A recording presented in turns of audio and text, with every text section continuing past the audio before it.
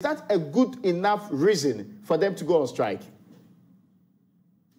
Well, of course, if you say me you are going to pay me and you can't pay me, then I can demand my pound of flesh. But this is a Shylock demand of flesh. I don't think that they can take Ghanaians for a ride to say that in the first place, they have to be paid. And for the government to have done that is wrong.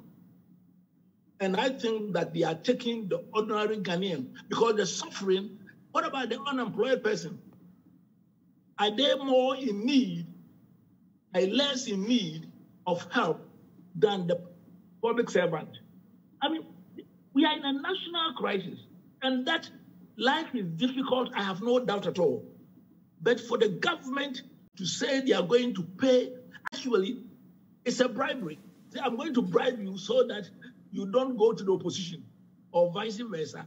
To me, it's the worst I can ever think of as someone who was in the public sector for 35 years and the head of the public service training institution.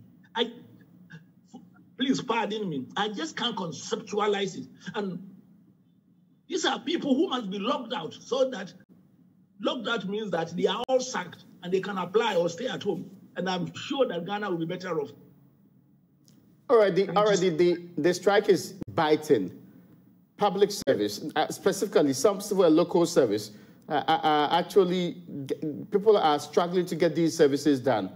It tells you that they are very relevant human resource to the country, isn't it? No, they are relevant. No, for the public servants not to be relevant, to say that one is wrong. But this is a national crisis. If I were in government, I would lock them up, sack them. Lockout means you sack them, and then bring in the military to take care of emergencies and see what they will do.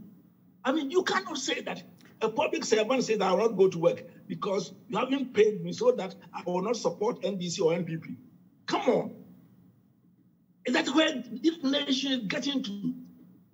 Is that what the politicians are doing to us? And is this what the civil servants are going to leave as a legacy?